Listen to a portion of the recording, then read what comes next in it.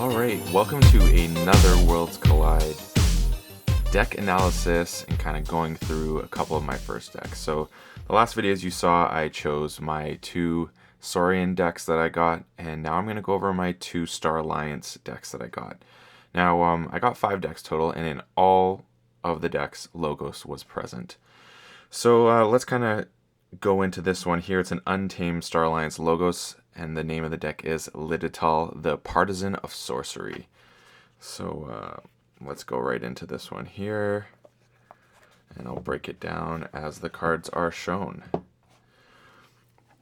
So, as always, I'm just going to count the Ember Pips, creatures, and see where the deck lies in that sense. And then the creature control and Ember control. So we got 1, 2, 3, 4, 5, 6, 7, 8. 8 Ember Pips, not fantastic. Creatures 1, 2, 3, 4, 5, 6, 7, 8, 9, 10, 11, 12, 13, 14, 15, 16, 17, 18, 19, 20, 21, 22, 23. So 23 creatures, quite a high creature count. Borderline too much, probably actually too much. Then for Ember Control, there's Cutthroat Research, Edai, with a couple ways to archive, Dr. Millie, Jar Google technically, and that's about it. Aside from that, there's Science Officer Kingkin, but a little bit more situational to pull it off. You're not as in control of that. Although you could use this to maybe not play a house if you know your opponent is close to forging, so that you can choose that house and take them off.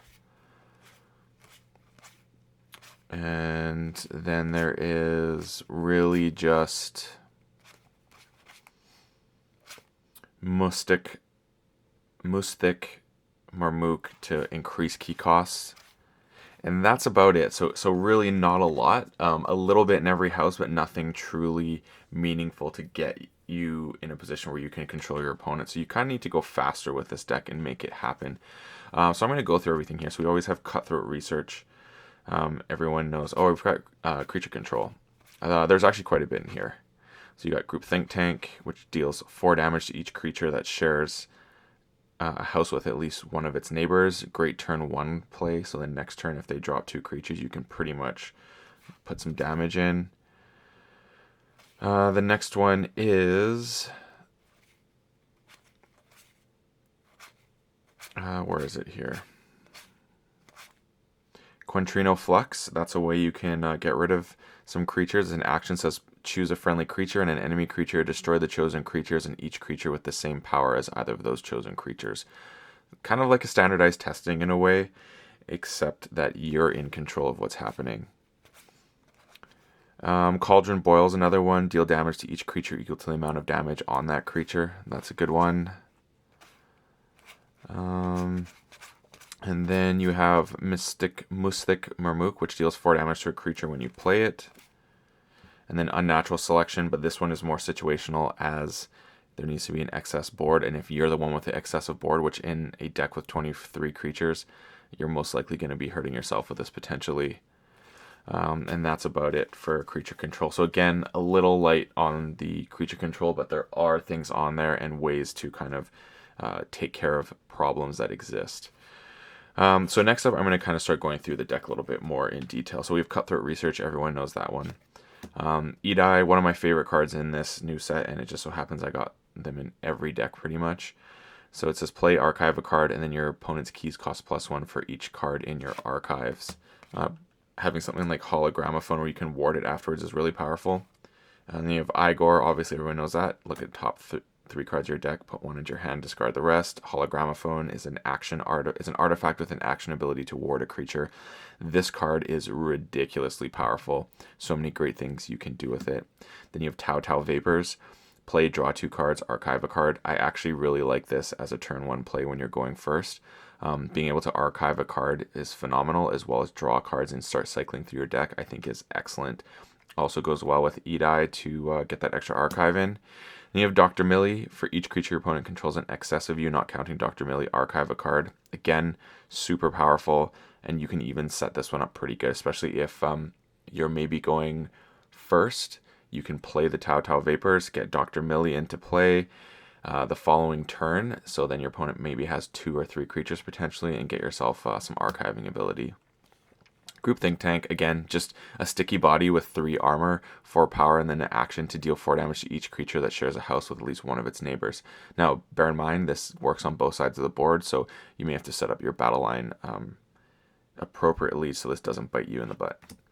Jargoggle, Jar Jar Binks, always one of my favorites. I love the house cheating possibility. I mean, Group Think Tank could trigger this on your turn, as well as some other things. So this is a great card. Always going to be one of my faves.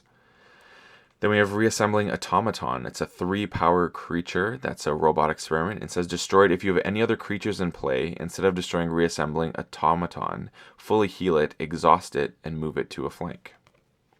Pretty cool. And then Academy Training is just an upgrade that allows you to put this on a creature from another house, and now it belongs to Logos instead, and has a reap ability of drawing a card. Can be really great, especially if you have something that's powerful in another house that you need. Like in this deck, it's not crazy good, but I mean, you could use some Star Alliance house cheating mechanics, or if you get a good Logos board and want to use some of your other houses, this works. But I see this being really powerful in other decks that need you to basically bring things into Logos, because Logos is really great in this set. Prescriptive Grammar Bot, Taunt with a hazardous 3 and has a reap ability of Enrage a creature. Again, this is kind of a little bit of creature control in a way, because you're preventing reap abilities from being used. Stutterkins come to mind right off the top. Whisper with the action of lose an Ember and destroy a creature. Another one that you can make that have to attack instead. So really nice, I like that. Quantum Finger Traps, swap the position of 2 creatures in a battle line.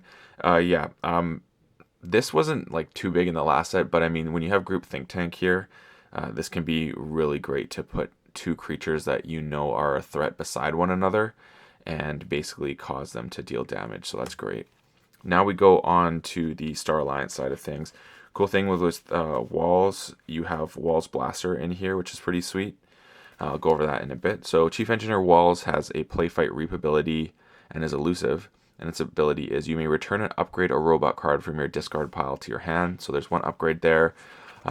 There's 1, 2, I guess it doesn't really count. 1, but it's a robot. So we have 1, 2, 3. So that's pretty good. So you have 3 different. Actually, no, you have a bunch in here too. 3. Sorry, I was mistaken. 3,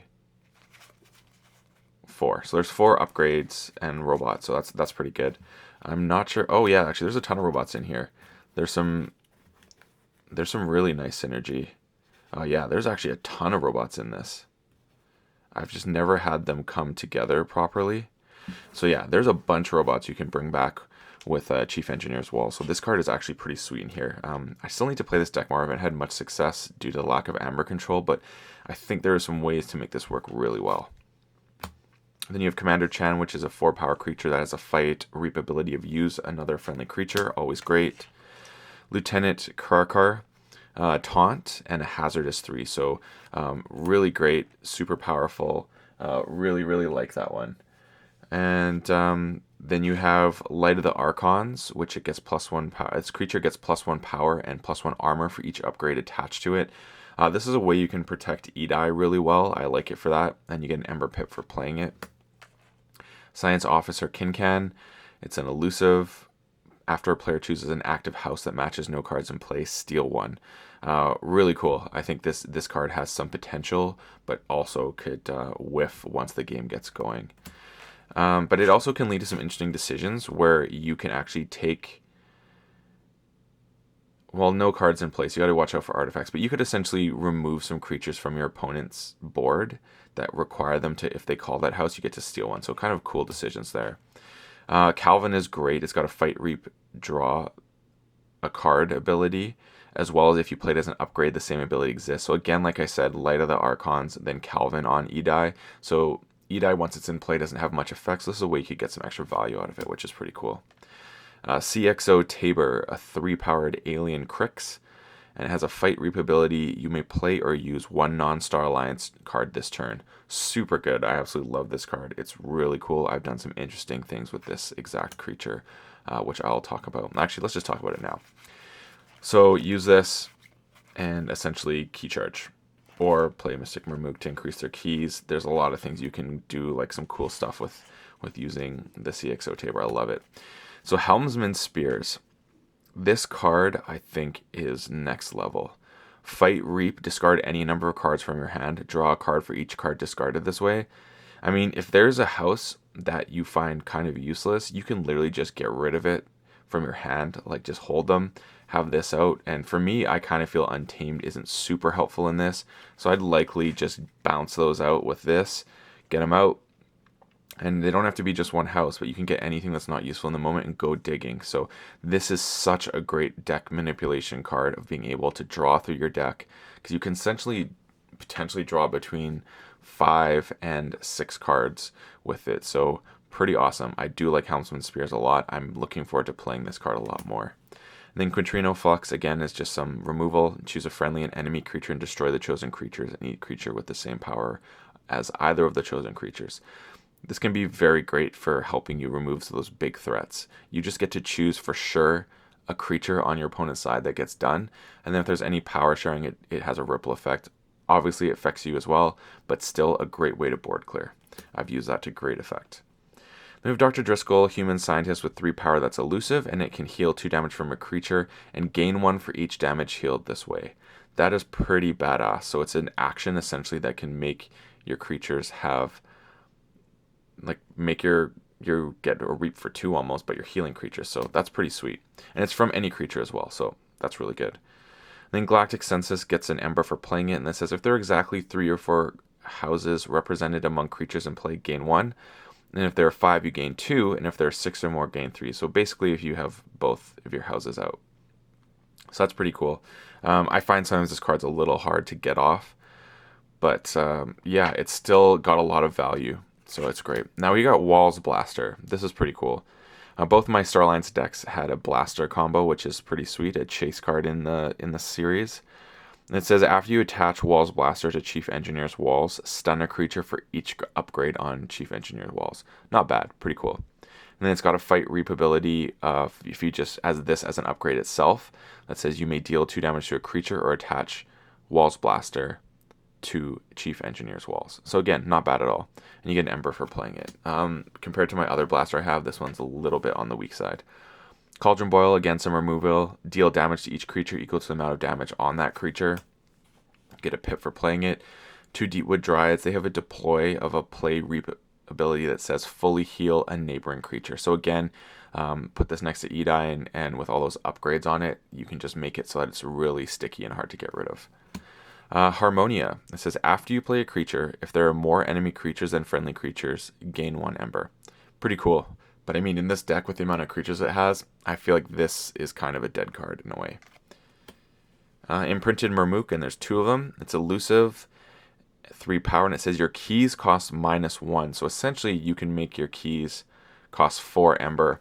And then the perfect card to follow it up is Key Charge. So being able to Key Charge for 5 is kind of ridiculous. So absolutely love that. And if you can get Spears going and you play your Key Charge, you can literally just cycle into Key Charge again, shuffle your deck. Then you have Mystic Marmook with those other Marmooks, means that your opponent keys will cost +1 and yours will cost +2. Pretty cool. And it's a 4 power and a play, deal 4 damage to a creature. So really cool card. Then we have Rusnar, classic, a way to deal with some artifacts potentially. Then you have Unnatural Selection, you get an Ember for it, and it's an action that says choose 3 friendly creatures and 3 enemy creatures, destroy each other creature. Again, I'm not sure how valid this is going to be because of the high creature count in this deck. Again, I'm glad I have Spears to cycle through things that could be useless. And then Gibuk. It's a 5 power creature that has a destroyed ability of discard the top card of your deck. If it's a creature, after Gibuk leaves play, put that creature into play in Gibuk's position in the battle line. Kind of neat. I like this. It's interesting and situational, but very possible to be really good. Then lastly, an upgrade of Instrument of Silence. This creature gains Skirmish and Fight, gain 1 Ember.